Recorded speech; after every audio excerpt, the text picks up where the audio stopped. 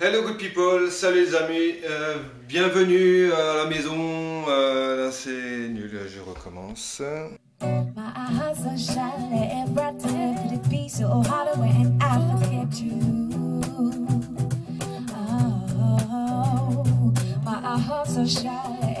Hello good people, salut les amis, bienvenue à la maison. Aujourd'hui on va faire une meringue française. On aura simplement besoin de sucre semoule, de sucre glace tamisé, de 4 blancs d'œufs et un petit peu de fleur de sel ou du sel fin. Donc on va commencer par séparer les blancs des jaunes. Alors pour ce faire il y a plusieurs techniques. La première c'est celle-là. Je vais me servir de la coquille pour récupérer le blanc d'œuf. Voilà. Vous voyez, hop.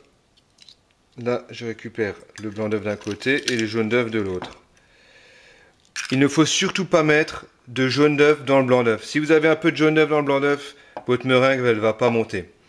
La deuxième technique, plus sûre, pour être sûr de ne pas casser votre jaune d'œuf, eh ben, simplement vous laissez glisser l'œuf entre les doigts, vous récupérez juste le jaune, et là, aucun risque de percer le jaune d'œuf. Avant de monter mes blancs, je préchauffe mon four à 100 degrés en chaleur tournante, 100 degrés, et je prépare des plaques de cuisson avec du papier sulfurisé ainsi que ma poche à douille si je veux faire des rosaces ou des petites décos. Ok, c'est parti. On va d'abord mettre le blanc d'œuf, la fleur de sel, vitesse maximum.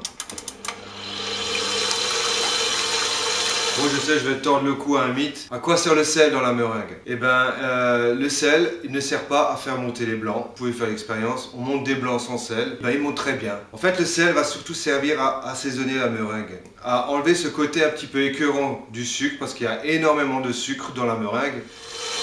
On va rajouter le sucre peu à peu, en pluie, tout au long du montage. Une partie du sucre au début, on va le laisser un petit peu monter. Quelle que soit la recette de meringue qu'on trouve, il y a toujours 2 fois le poids de sucre par rapport au blanc d'œuf. Donc le double de sucre par rapport au blanc d'œuf. Si vous avez des blancs qui pèsent 30 grammes, eh ben, il y aura 60 grammes de sucre. Un tiers de sucre glace, 2 tiers de sucre semoule. Ça c'est vraiment la meilleure des recettes de meringue.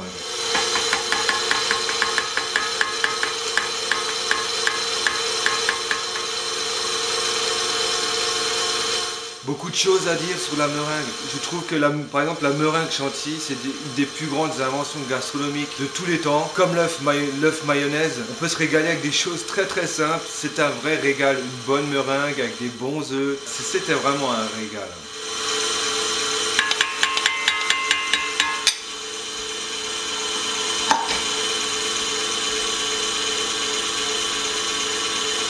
Ce qui est étonnant avec la meringue, vous verrez, c'est qu'on n'aura jamais 2 fois exactement le même résultat. Parce que la meringue est très sensible au taux d'hydrométrie de l'air. Vous n'aurez jamais 2 fois exactement le même blanc d'œuf parce que vous n'aurez jamais 2 fois la même poule et peut-être qu'une nourriture différente. Donc la meringue, à chaque fois, elle va être un petit peu différente. Et après cuisson, vous verrez aussi, on garde la meringue fraîche, elle est très craquante, très friable. Puis on la laisse vieillir un petit peu dans une boîte en métal. Elle va avoir un petit cœur tendre et moelleux. Il y en a qui adorent ça, moi j'adore ça personnellement.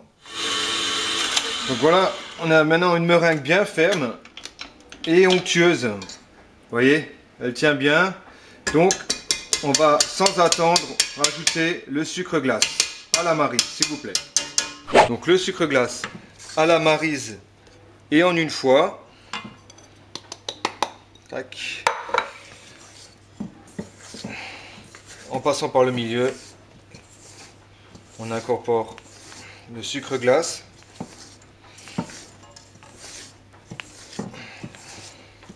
Voilà. Je passe sur les bords, je récupère tout le sucre que je peux. Et là j'ai une belle j'ai une belle meringue, quelque chose de lisse et brillant. C'est ce qu'il faut. Je ne vais pas trop mélanger, sinon je risque de la faire retomber. Et je vais pouvoir maintenant dresser ma meringue. Tout de suite, je prends un sac, une poche à douille. Hein, une poche en plastique avec une douille à l'intérieur et je vais remplir mon petit sac. On referme et je vais donc dresser mes meringues. Après, c'est libre à vous de faire les motifs que vous avez envie de faire. Donc là, c'est la meringue classique, traditionnelle.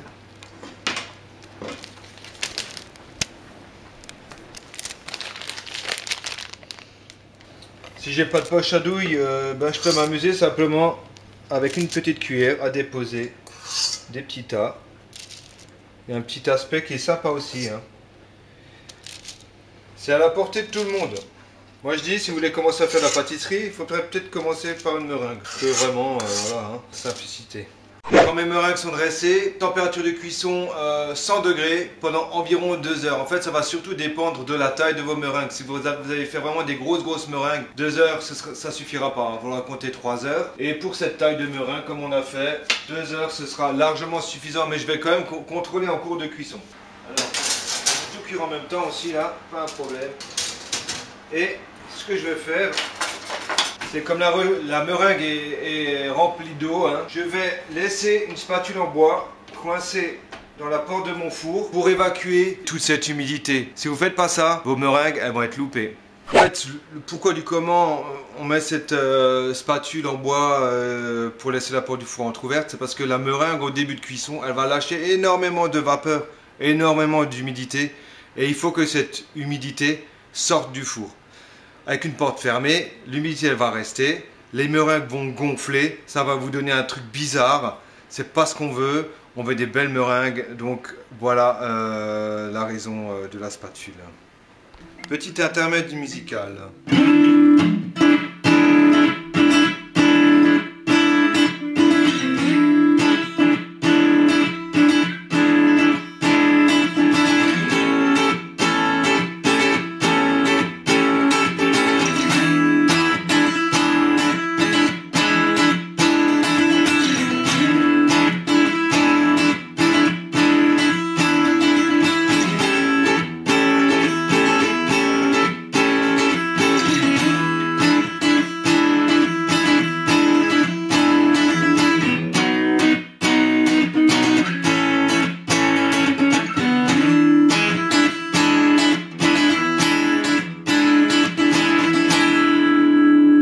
2 heures de guitare plus tard, et bien ça donne ça, voilà.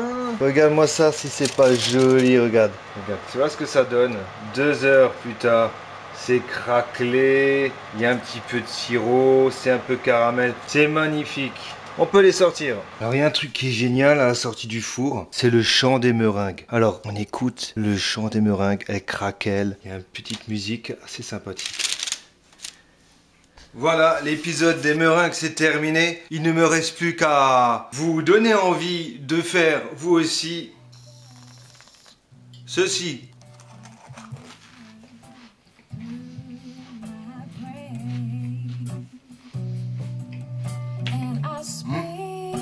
Ouais, ça confirme ce que je savais déjà. Et puis encore une dernière chose, si vous avez des questions, des envies de recettes, n'hésitez pas à contacter moi sur le Facebook Albaroc. Bisous à tous, ciao.